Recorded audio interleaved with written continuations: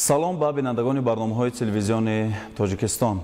воқеан фазои хубу соҳибистиқлол дар ҷумҳурии тоҷикистон имконият фароҳам овардааст ки мо дар ҳар самте эҳсоси пешрафт ва бунёдкориву созандагиро мушоҳида мекунем.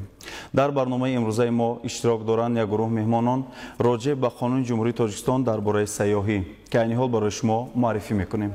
муовини якуми раиси кумитаи рушди сайёҳӣ назди ҳукумати ҷумҳурии тоҷикистон ҳабибулло амирбекзода, сардори раёсати танзим ва рушди савдои хориҷии вазорати рушди иқтисод ва савдои ҷумҳурии тоҷикистон абдулло дагиев, ёрмуҳаммад қурбонов, мудири кафедраи бизнеси сайёҳӣ, рекреатсионӣ ва меҳмондорӣ, донишкадаи сайёҳӣ, соҳибкорӣ ва хизмат, ҳамзамон устоди донишгоҳи миллии тоҷикистон, доктори илми ҳуқуқ Донёр Сангинов. хуш омадед ба барномаи мо ба студияи телевизиони тоҷикистон. خب واقعا چون که در آغاز برنامه گفتیم فضای آباد و آزاد و صاحب استقلالی تاجیکستان امروز امکانیت فراهم آورده است که ما در هر سمت پیشرفت را احساس میکنیم و من میخواستم با سال نخست به معاون یکم رئیس کمیته رشد سیاحی نزد حکومت جمهوری تاجیکستان حبیبالله امیربکزاده مراجعت نمایم که تا این دم بودن زمینه‌های معیاری حقوقی که соҳаи сайёҳиро ба танзим медароварданд ва ҳамзамон дар посух ба чӣ ниёзҳое зарурат пеш омад барои қабули ҳамчунин як қонуне. Марамат. Шакур. Албатта барои рушди устувор ва босуръати ҳар як соҳа пеш аз ҳама заминои мероқии дақадор лозим аст. Бо ба даст овардани истиқлол ҷумҳурии тоҷикистон сиёсати дарои кушодаро пеша кард ва дар ин давра дар арзаи байналмилалӣ тоҷиконро ҳамчун мардуми меҳмоннавоз ва тоҷикистонро воқеан ҳамчун як давлати сайёҳӣ муаррифӣ намуд. ва дар ин давра як қатор санадҳои меъёрии ҳуқуқӣ барои рушди соҳа қабул гардиданд ки ин пеш аз ҳама қонуни ҷумҳурии тоҷикистон дар бораи туризм, консепсияи рушди сайёҳӣ барои солҳои 2009-2019, хуб як қатор барномаҳои миёнамуҳлат ва баъдан дар ин давра бо ташаббуси пешвои муаззами миллат соли 2017 мақоми ваколатдори соҳа кумитаи рушди сайёҳӣ таъсис дода шуд ва баъдан стратегияи рушди сайёҳӣ барои давраи то соли 2030 қабул гардид.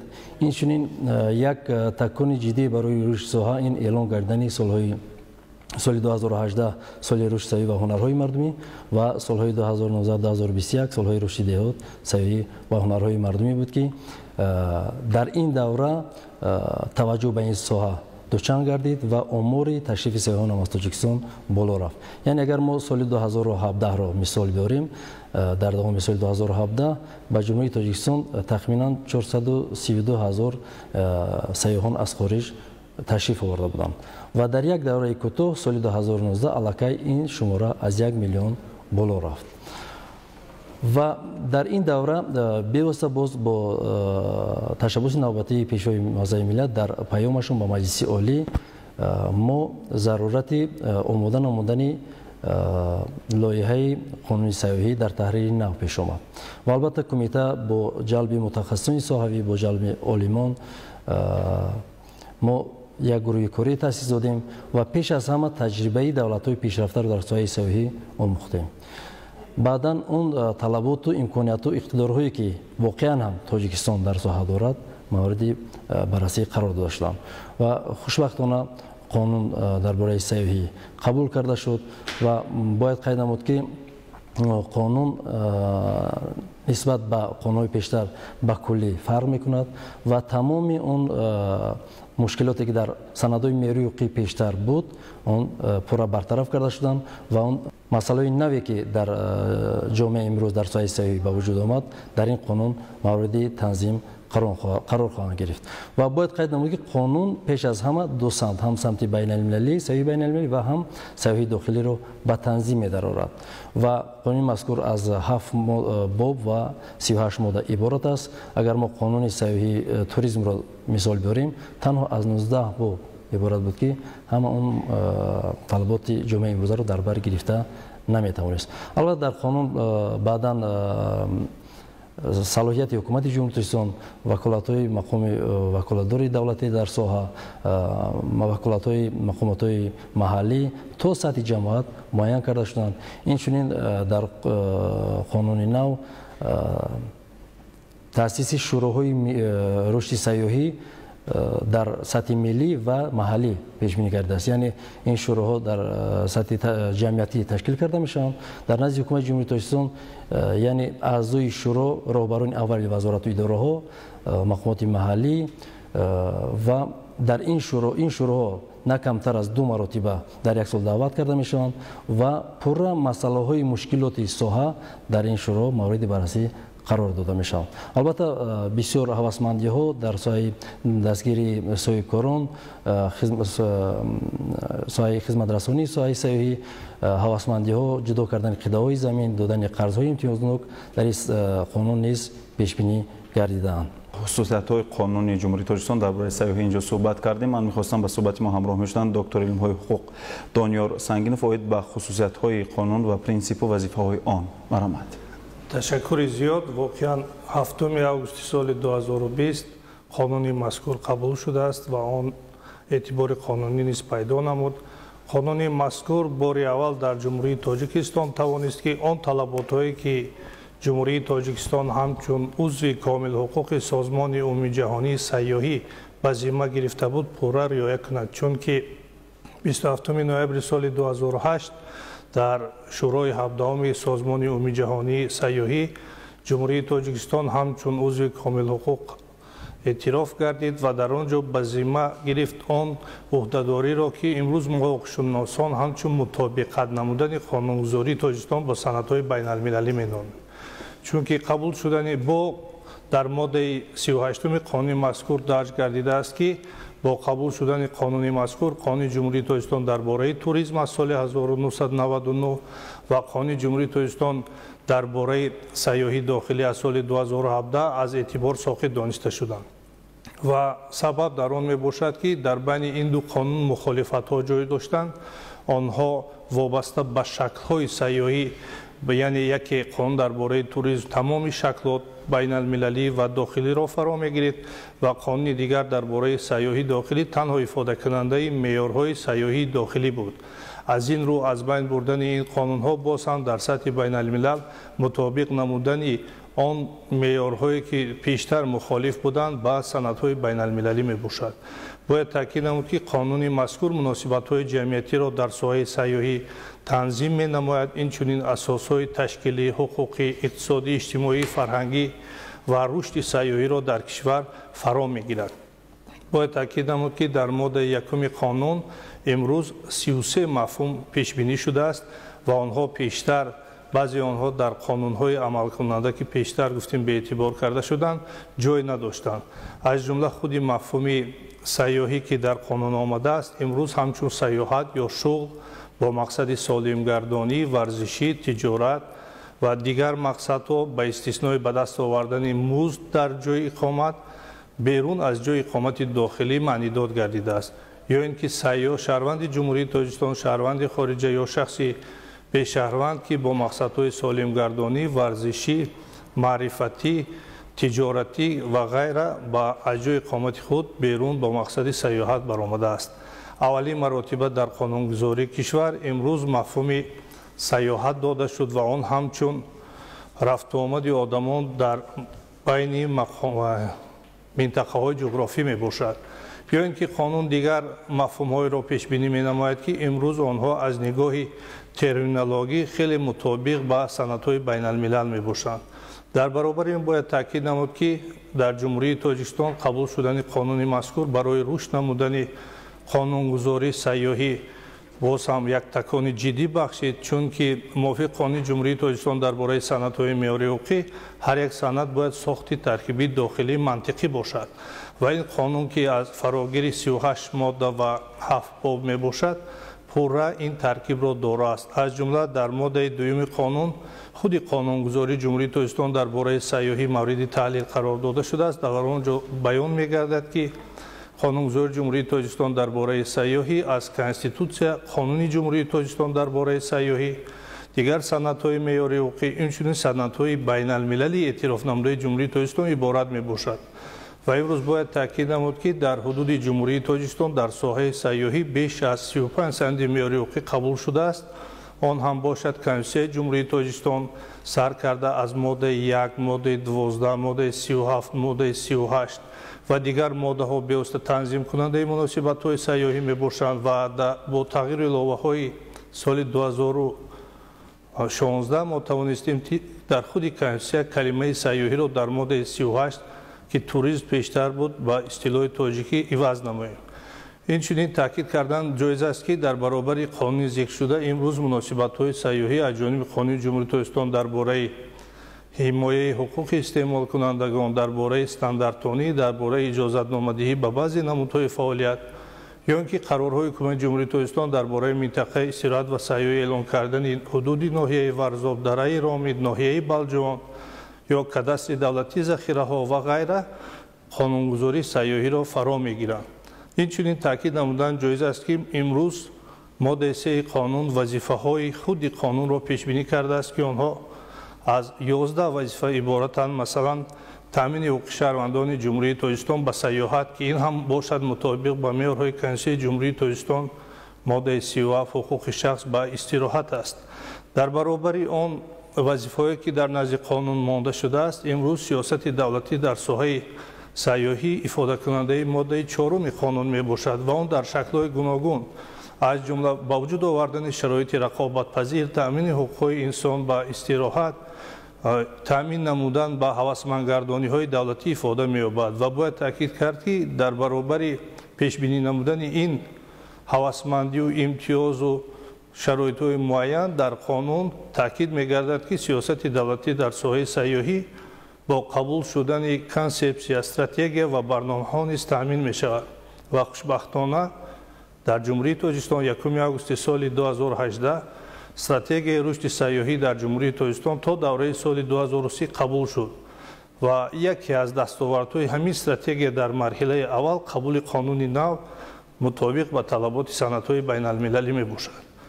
Инчунин таъкид кардан ба маврид аст ки дар баробари вазифаҳои мушаххаси қонун, мафҳумҳои пешбинишуда сиёсати давлатӣ дар моддаи 5 қонун принсипҳои фаъолият дар соҳаи сайёҳӣ пешбинӣ шуданд ва онҳо 8 мебошанд. Масалан, принсипи таъмини шароити мусоид барои рушди соҳаи сайёҳӣ ё ин ки эътирофи сайёҳӣ ҳамчун яке аз соҳаҳои афзалиятноки иқтисодиёти кишвар, дастрасӣ ва ҳавасмандгардонии ташаббусот дар соҳаи сайёҳӣ ва ғайра. яъне имрӯз қонун тавонист ки он нуқсонҳое ки дар қонунҳои қаблӣ ҷой доштанд, он мухолифатҳое ки ба санадҳои байналмилалӣ буд, онҳоро бартараф созад ва барои рушди соҳаи сайёҳӣ шароитҳои муайяни ҳуқуқиро ба вуҷуд орад. хуб, инҷо боз намоянда сардори раёсати танзим ва рушди савдои хориҷӣ, вазорати рушди иқтисод ва савдо иштирок доранд. роҷи ба дастгириҳои давлатӣ ва ҳавасмандиҳо дар рушди соҳа якаме маълумот медодед. марамат. сиёсати пешгирифтаи ҳукумати Ҷумҳурии Тоҷикистон дар самти ҳамгироии иқтисодии кишвар бо ҷомеаи ҷаҳонӣ имкон дод ки муносибатҳои иқтисодию иҷтимоии Ҷумҳурии Тоҷикистон дар доираи принсипҳои мутақобилаи судманд беш аз беш ташаккул ёбад ва бо мақсади фароҳам овардани шароити мусоид ҷиҳати татбиқи сиёсати давлатӣ дар самти рушди сайёҳӣ, баланд бардоштани сифати хизматрасониҳо, такмили инфрасохтури сайёҳӣ аз ҷониби ҳукумати Ҷумҳурии Тоҷикистон як қатор дастгириҳои давлатӣ дар намуди татбиқи имтиёзҳои андозии гумрукӣ пешбинӣ шудааст. дар робита бо роҳандозӣ намудани чораҳо дар бунёди инфрасохтури сайёҳӣ, рушди сайёҳӣ бо қонунҳои Ҷумҳурии Тоҷикистон ба кодексҳои андоз ва гумруки Ҷумҳурии Тоҷикистон тағйиру иловаҳои зарурӣ ворид карда шуда, воридоти таҷҳизоту техника ва маводи сохтмонии соҳаи сайёҳӣ аз пардохти андоз арзиши иловашуда озод карда шуданд. Инчунин даромадҳо аз фаъолияти сайёҳӣ аз санаи ба қайдгирӣ ба муҳлати 5 сол аз пардохти андоз аз фоида, воридот ва таҳвили минбаъдаи воситаҳои нақлиёти автомошинаҳои нав ва пардохти меъёри имтиёзнок мисоқ яъне 50% аз меъёри пардохтҳои боҷи гумрукӣ, андоза арзиши иловашуда, инчунин аксиз пешбинӣ шудаанд. ҳамзамон ҷиҳати рушди косибӣ ва ҳунарҳои мардумӣ ба қарори ҳукумати ҷумҳурии Тоҷикистон тағйиру илова зарурӣ ворид карда шуда, истеҳсол, фурӯш, иҷрои кор ва хизматрасониҳо аз пардохти ҳама намудҳои андоз озод карда шудаанд. дар пасманзари дастгириву имтиёзҳои пешбинӣ гардида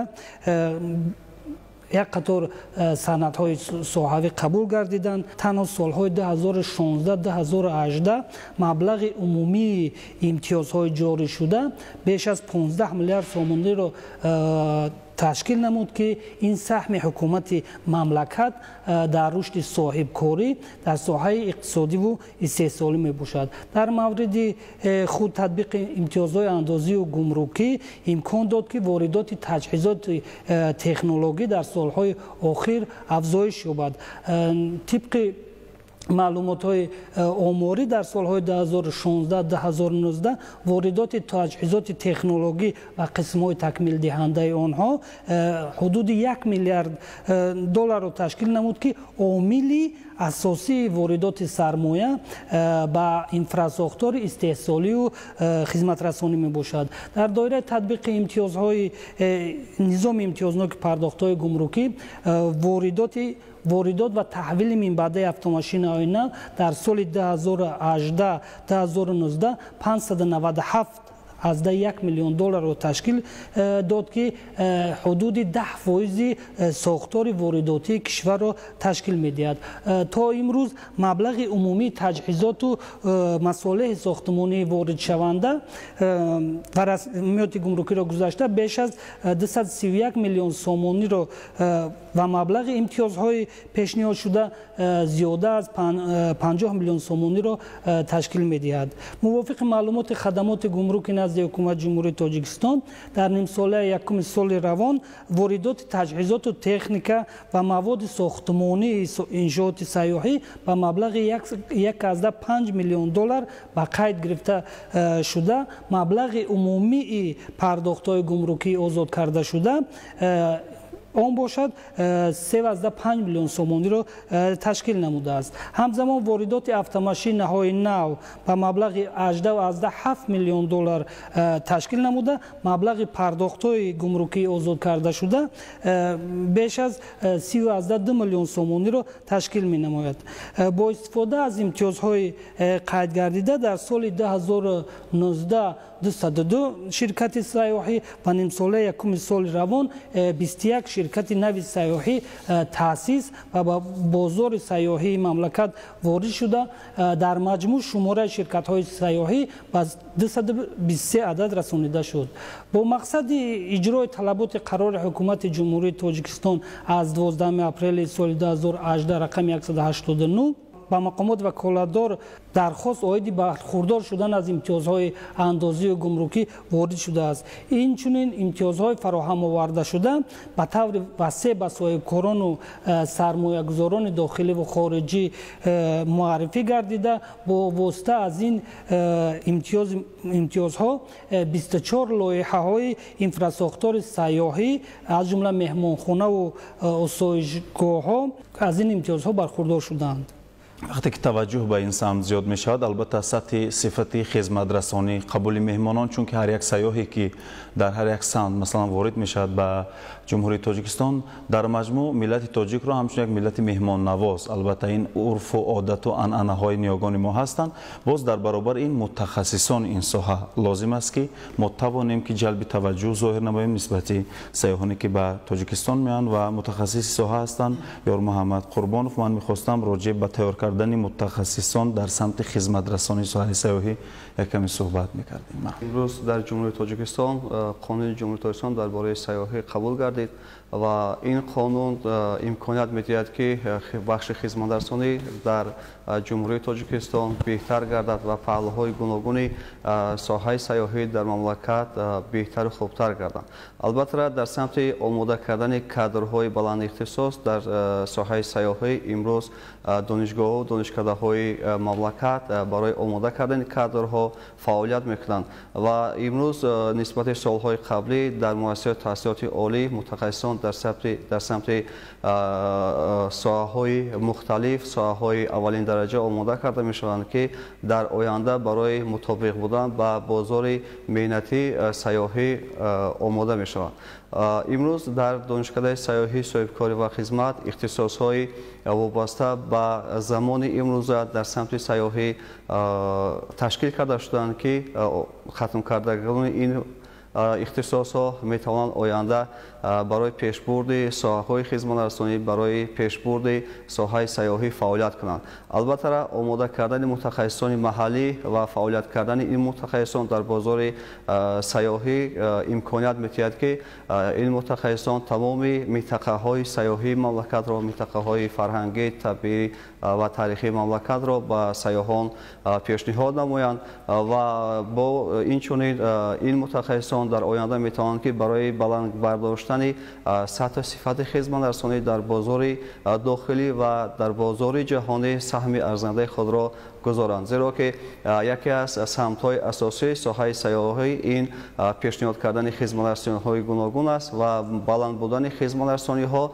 این با زیاد شدن شماره سیاحان امکانیت می‌دهد و البته در کدام سمتی که خدمت‌رسانی از طرف متخصصان محلی انجام داده شود اون سمت به واسطه پیشرفت می‌کند و شماره سیاحان نیز تا رفت زیادتر می‌گردند. خاطررسان می‌کنیم که صحبت داریم راجع به قانون جمهوری تاجیکستان در برای سیاحی و اینجا همکاران ما سوژه آماده کردن یک جای تماشا می‌کنیم، پس آن صحبت خویش را ادامه خواهیم داد. ما را همراه باشید.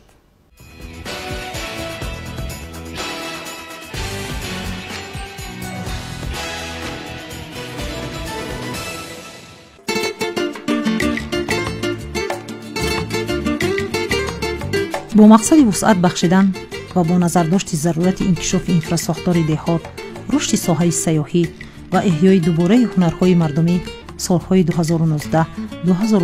را سالهای رشد دهات، سیاحی و هنرهای مردمی اعلان کردند.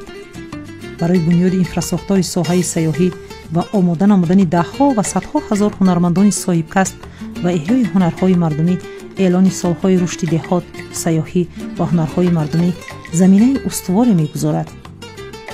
مقصد اساسی از این پیشنهادها را در عملی گردانیدن تلاش‌های حکومت مملکت و خاطر باز هم آباد کردن تاجیکستان و حل مسائل‌های اجتماعی اهالی با راه بهتر نمودن انفراساختار، پیش از همه در ساحه‌های معارف و تندرستی، تأسیس جای‌های کاری، تامین کردن اهالی دهات با آب با صفت آشامیدنی، بنیاد و تجدید راه‌های محلی، رشد انفراساختار سیاحی و انکشاف هنرهای مردمی و طلبات معاصر مطابق ساختن سطح خدمت‌رسانی و بلند برداشتن نیک احوالی مردم در یک دهه و محل اهالی نشین ارزیابی می‌گردد. تاجیکستان سرزمین پرگنج است. هزاران موضوع‌های دلفریب دقت جلب کننده دارد. هر یک مهمان در این سرزمین شیفته یک هنر، طبیعت، موضوع سیاحی و تاریخی می‌گردد. سیر و سیاحت به خاطر آموزش فولکلور، صنعت، عنعنه‌های ملی، فرهنگ معیشی. توریسم فرهنگی نمودی فعالیت است وابسته به جلب سیاحان و تماشا و آشنایی پیدا نمودن و یادگاری‌های تاریخی و فرهنگی، جای‌های جالب و دیدنی، آثارخانه‌ها، عرف و عادت و عنعنه‌ها، ارزش‌های معنوی، اشتراک در جشن‌های ملی، فستیوال‌ها میباشد. در تاجیکستان عزیز ما چقدر ذخیره بزرگ چشمه‌ها، مخصوصاً آب‌های گرم شفابخش موجود است که با استفاده این امکانیت‌ها در کشور آسایشگاه و طبابتگاه‌های زیاد فعالیت می‌کنند که برای شفا بخشیدن و دردهای مختلف در خدمت مردم قرار دارند. تاجیکستان همچون کشوری دارای تاریخ، فرهنگ، عرف و عادت و عنعنات خاصه است. آثار تاریخ قدیمی تاجیکان در هر یک منطقه کشور به نظر می‌رسد. خود یک تاریخ قدیمی شهرکده سرازم تمام جهانگردان و تاریخ شناسان عالم را تسخیر نموده است. هر یک موضوع تاریخی در خود آثار بزرگ یک قرن یک زمان را محفوظ دارد. دوستداران موضوعهای تاریخی بیشمارند. آنها از دولت‌های گوناگون و کشور ما می‌آیند. туризми фарҳангӣ ҳамчун шакли алоҳидаи фаъолият дар туризм мавҷудияти худро кайҳо собит сохтааст. ин шакли туризм таваҷҷӯҳи бештари сайёҳонро ба худ ҷалб намуда, иқтидори васеъи минбаъд рушд карданро дорад, зеро барои ҳар як сокини сайёра дарки воқеии таърихи рушди ҷомеаи инсонӣ, воқеияти ҳар як халқу миллат, зуҳуроти фарҳангии ифодакунанда ва таҷассумсозандаи тамаддуни инсонӣ аҷобат дорад ва инро табиати инсон тақозо менамояд. ҳар як ҳунарманд аз эълон доштани солҳои рушди деҳот, сайёҳӣ ва ҳунарҳои мардумӣ хушҳол буда кӯшиш менамоянд ки ҳунарҳои беназири миллати тоҷикро боз ҳам муаррифӣ намоянд. тоҷикистон кишвари азизи мо бо табиати зебо, бо чашмаҳои шифобахшаш, меваву сабзавот, кӯҳу дарёҳо, мамнугоҳҳо ва шикоргоҳҳо, шароити хуби кӯҳнавардӣ ва дигар ҷойҳои табиии сайру сайёҳаташ дар бисёр кишварҳо эътироф ва машҳур гаштааст. имконоти имрӯзаи сайёҳии тоҷикистон хеле густурда ва дорои захираҳои ғановатманди фарҳангӣ ва табиӣ аст. падидаҳои бостонӣ, меъморӣ, санъат, тарзи зист ва расму оини суннатии мардуми тоҷик, этнография, табиати нотакрор, ҳавои мусоид, теъдоди зиёди кӯл, дарёҳо, ҳайвонот ва паррандаҳои нодир метавонанд завқ ва хоҳиши ҳар як сайёҳро қонеъ созанд ва таваҷҷӯҳи ӯро ҷалб намоянд.